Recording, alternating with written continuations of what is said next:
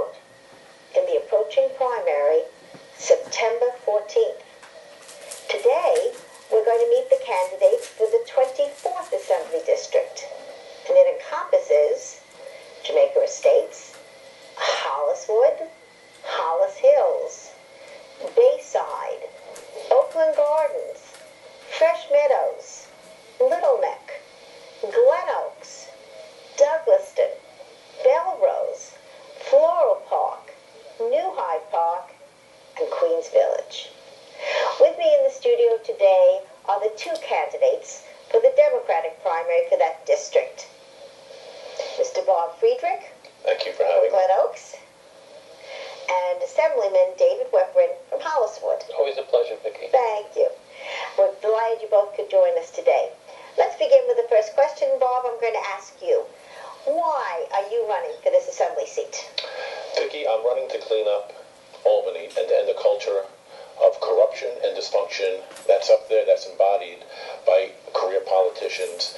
You know, if we send the same people up, we're going to expect the same results. We have a state legislature that have spending that's out of control. My opponent just put sales tax on shoes and clothing that will start in October. These are the kind of things that are squeezing the middle class and really hurting families of our community. Okay. Assemblyman Mr. Weprin, why would you decide to run again? After all, you just got elected a few months ago, correct? Right, correct. You probably know, Vicki, I come from a family of public service. My late father, Saul Weprin, was in the state legislature for almost 25 years. He rose to be a Speaker of the Assembly. My brother Mark served in the Assembly seat for almost 16 years. And I, of course, served in the New York City Council for 8 years, covering most of the district. And during all of those 8 years, I chaired the Finance Committee of the City Council.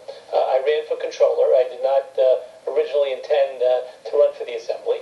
And when I lost the Democratic primary, a number of people had approached me and said, and of course it was after Mark had gotten elected to the council, the seat opened up in the Assembly, and people approached me and said, this is an opportunity for you to continue to serve the district.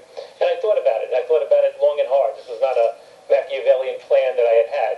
But enough people had approached me and really wanted me to continue in public service that I thought this was an opportunity to really do something that I love, to help people.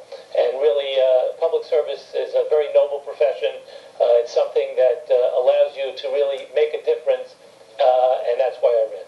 And your beautiful wife, Ronnie, has adjusted? I think she has. Good. Well, what would be, we'll ask you, Bob, your highest priority if you go to Albany, when you go to Albany?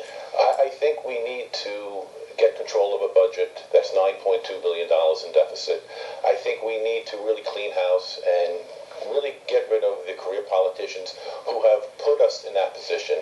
You know, Vicki, we have the highest tax rates in the nation, but still we have $9 billion of a deficit. It doesn't make sense. The middle class is being squeezed. I represent an area that really is middle class taxpayers. We had 5 years of double-digit water rate increases. During the time that David Weprin served on the city council, we just got a sales tax on shoes and clothing, which David Weprin voted for, which is going to take place in October.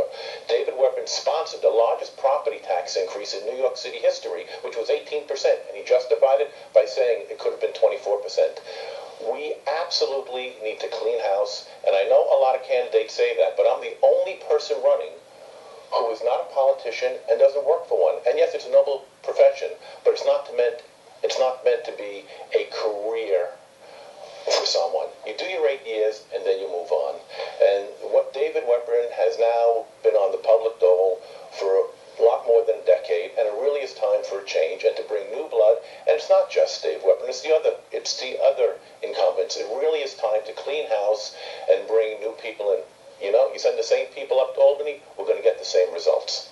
Well, David, how do you respond to having to make a difference in Albany? What would be your high priority? Well, I'd just like to update Bob, because I don't think he realized we actually closed that $9 billion plus deficit. We no longer have a deficit in the state of New York. We now have a balanced budget that was certified by Comptroller Tom DiNapoli. I just wanted to correct the record on that. Yes, we did have to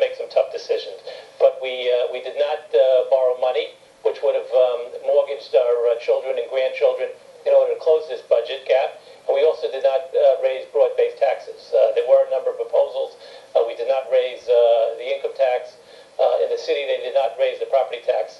When we did raise the property tax, when I was in the city council, it was a lot less than Mayor Bloomberg had wanted, and it was in a situation where we had a $6 billion deficit at the time, and services were on the line, and we would have had to devastate services in the city. So yes, we did make some tough decisions, but that's part of serving, is being able to make the tough decisions in order to make sure that we're fiscally sound and that we're able to provide the services that people really need. Well, let me start with you, David, with this next question then. What would you think you can do to be able to create jobs for the people in your district?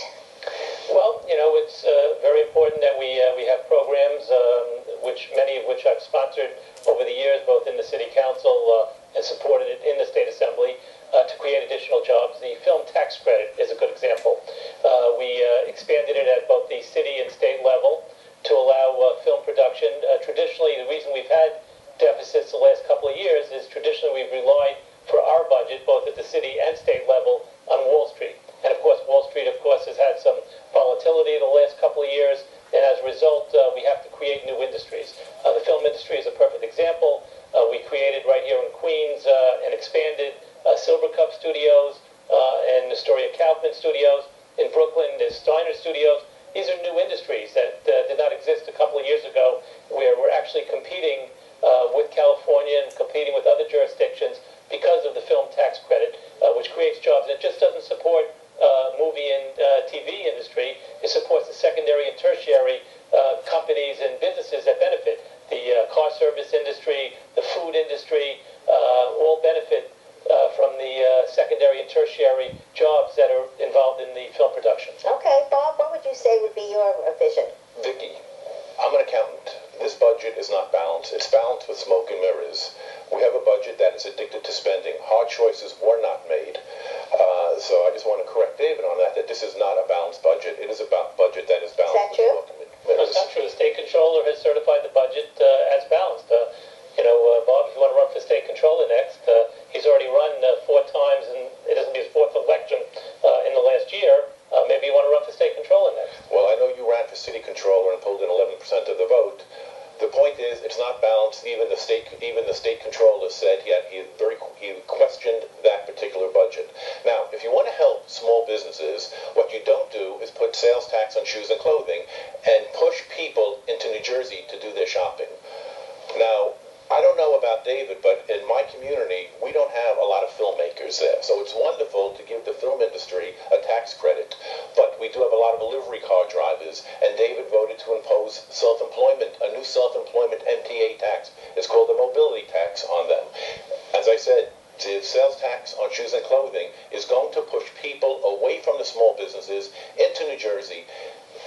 What David Weprin and the other incumbents of the state legislature have done is absolutely not helping our small businesses. We need to lower the taxes. We need to create an affordable place for people to live, for people to operate a business. Yes, it's wonderful that he helped with the film tax credits, but we don't have a lot of film tax credit people in our area of Queens. I know Bob has run so many times in the last year, he has forgotten. His mobility tax was put in before I got into office at the assembly level, so I did not vote or support the mobility tax. Does that mean you would repeal it if you could? I think, yes. I would like to see the mobility tax at least reduced or even repealed, because there have been a lot of complaints about the mobility tax. But on the livery tax, livery car drivers, we've actually eliminated the sales tax on livery cars in this very budget. That was part of the budget package to eliminate the sales tax from the livery cab drivers. Okay. Bob, asking you a question, and then, of course, the Assemblyman to answer the question, too. There's a lot of controversy about the mosque that's being planned for the downtown Manhattan site. And it affects all of us, whether we live in Manhattan or we're living right here in Queens. What would be your position on that? I'll start with you, Bob. I don't think the mosque should be built at ground zero. Okay. I'm a strong David, supporter. I'm sorry, I'm a strong supporter of freedom of religion, and they can build a mosque anywhere they want, but putting it at ground zero is completely inappropriate, and it should not be done. Okay. David? Well, first of all, we have freedom of religion, and we have to be very careful about limiting able to establish one day it may be a mosque, another day it may be a synagogue or a church. Clearly, I think we have to take into consideration the sensitivity of the 9/11 families who, for the most part, are very emotionally involved and feel very strongly about creating possibly $100 million type of institution. But I support the right of the mosque to build on that site, but I think something can be worked out, as the governor has suggested, where even though they legally and constitutionally have full right to build a religious institution on private land, there can be an accommodation worked out with the family where maybe a compromise can be worked out where it can be built in a place that would be less offensive to some of these 9/11 families. Okay, we have about a minute, and I need you, Bob, to say the most important thing why they should pull the lever for you. And then we'll ask you, Dave. Vicki, I'm a civic leader, and I've been fighting for seniors. I've been fighting for quality of life of our community, and I've been fighting for families. And I've been doing it as a volunteer while working full-time. It's time to clean up Albany. It's time to end a culture of corruption. It's time to end a culture of dysfunction. I think we do it by electing civic leaders, people who have been working in the community as volunteers because they care about the community, not simply voting for career politicians who have been on the public dole for years and decades. Enough is enough. Let's clean house. Let's send a strong message. If you let David, I need you to answer that. Thank you, Bob. Okay. I think Bob is being a little disingenuous because he actually is a career politician as well, because he's a career candidate for office. He's run against my brother Mark twice for the city council. He's run against me for the assembly once. He ran against Assemblyman Leonard Stavisky, when he was in the assembly probably over 20 years ago. So Bob is a perennial candidate. This is a Democratic primary. I'm the true Democrat in this race, which I'm not embarrassed to say. Bob is running as the Conservative Party candidate, and he ran as the Republican Party candidate in the last two elections. Once against me, once against my brother Mark. But I'm running because I have the experience, the background to serve the public in the district, to bring resources home to the district, and I would use my background for 8 years as chair of the Finance Committee of the City Council. Thank you. I've got to shut you short because we've got to close. Okay, thank you so much. It's been great having you both here.